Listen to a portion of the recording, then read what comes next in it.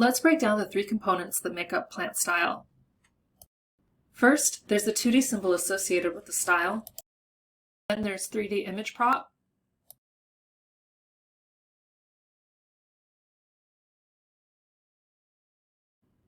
And last but not least, there is all the data that's attached.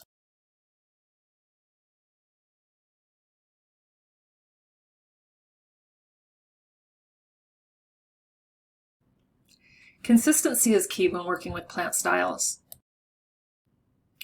The plant style we're looking at here was created by Vectorworks.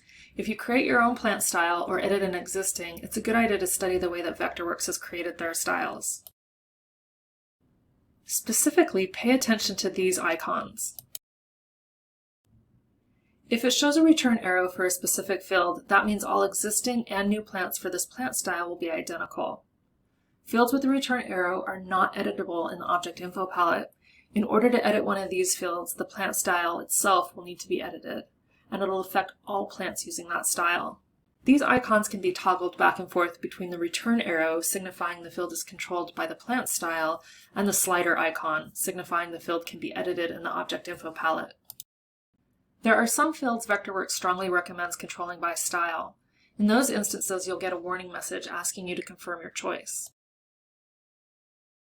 Off the cuff, it probably sounds tempting to set everything up to be editable in the Object Info palette. The flexibility is tempting, but resist. Let me give you an example. Let's make the spread and height of this tree editable. I'm going to use this tree 3 times in my composition. I've done more research on the plant and have determined this tree's spread is 3 feet larger. So I go into the Resource Manager and change the spread.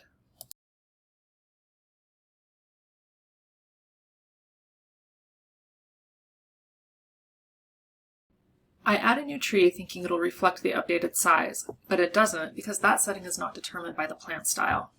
In order to have new plants reflect the new spread, I have to change the parameter in the tool preferences before placing the plant.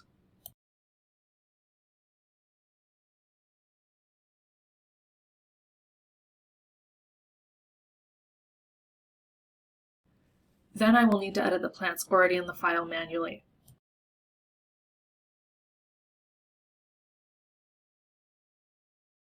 In this example, we're only talking about a few trees, not a huge deal, but with numerous fields and larger projects, it'll get more complicated to keep things consistent.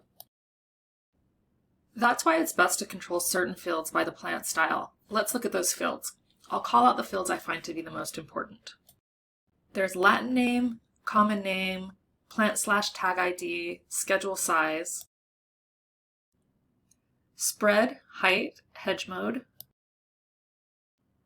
include on plant list, tickmark style, tickmark class, tag display, tag class.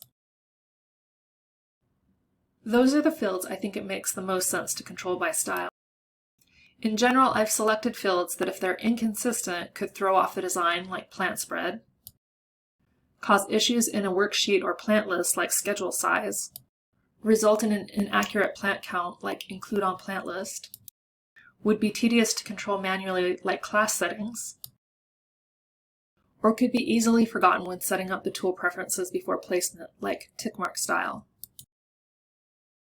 It's much easier to control all instances of a plant style by editing one time in one place. Plant styles can be edited by clicking the Style drop-down menu and selecting Edit Style, or through the Resource Manager.